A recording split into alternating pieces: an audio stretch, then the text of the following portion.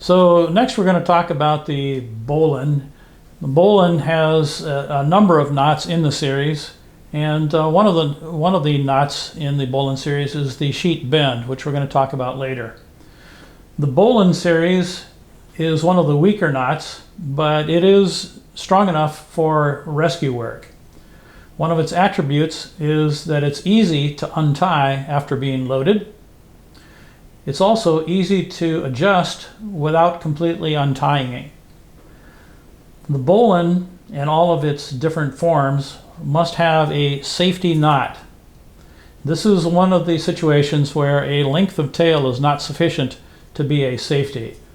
The Bowline series must be safetied with a knot. There are many variations of the Bowline, many of which we are going to cover in this series, but we're not going to cover all of them. There are a lot of different variations, some of which you may learn later on. The basic Bowline, which you see here, I'm going to tie using probably what most people who have been Boy Scouts learn to do. Take the standing end away from you toward the anchor. You make a loop with the working end on top of the standing side. Take the working end and come up through the loop from the bottom. Come around behind the standing end in a counterclockwise direction and drop it back into the hole. Then you grab the working end and the part of the loop right next to it and the standing end and pull. That's the basic Bowline. This one is the inside Bowline because the tail comes to the inside of the loop that's formed. One of the nice things about a Bowline is that it is adjustable. If you have too much or too little gain, we can adjust the amount of gain that we have without untying the knot and tying it again. And this can be done either from the loop side. If we want to shorten up, push it through, pull the tail. We now have less gain with the knot in the same position. Going back to where it was to begin with, if we want to move it and adjust with the standing part, we can do that as well. We can push this through, pull that up, and we have now moved the knot down and shortened the gain. So we can shorten or lengthen the gain in a couple of different ways, and we can move the knot up and down the rope, all without having to untie the knot.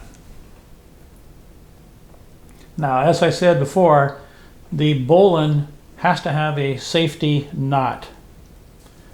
There are three different ways of doing that. One way is if we have a long tail coming out, that tail can be tied off to something else like the litter, and so that tying to the litter is the safety knot for the Bowline. Another way to do that is to do the double overhand. I'll get a little bit more tail so we can do that.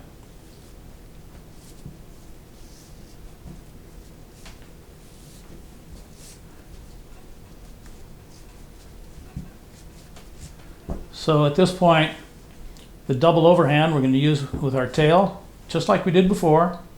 We're going to wrap around the loop once, wrap around again, forming an X, and then put the end under the X.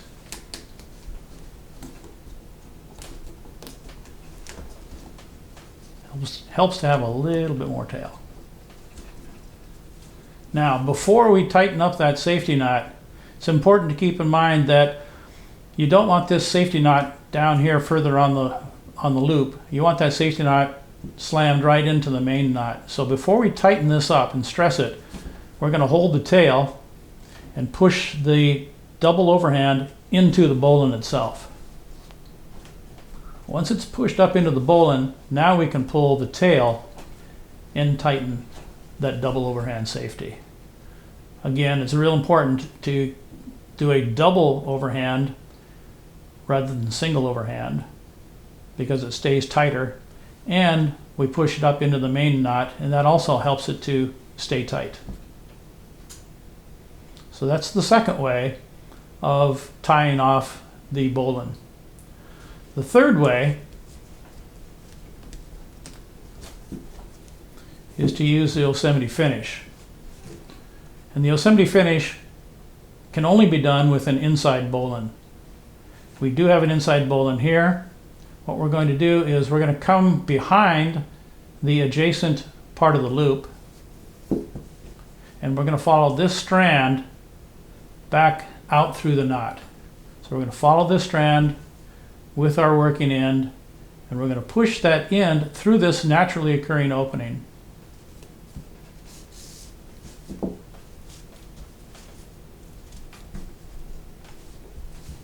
And then we dress it up. There's a couple real advantages for the Yosemite finish. One, it doesn't take as much end to accomplish the Yosemite finish as it does with tying the double overhand. Secondly, since it exits the knot away from the loop, it cleans up the loop and makes it look real nice and clean inside the loop. It gets all the extra unnecessary rope out of the way.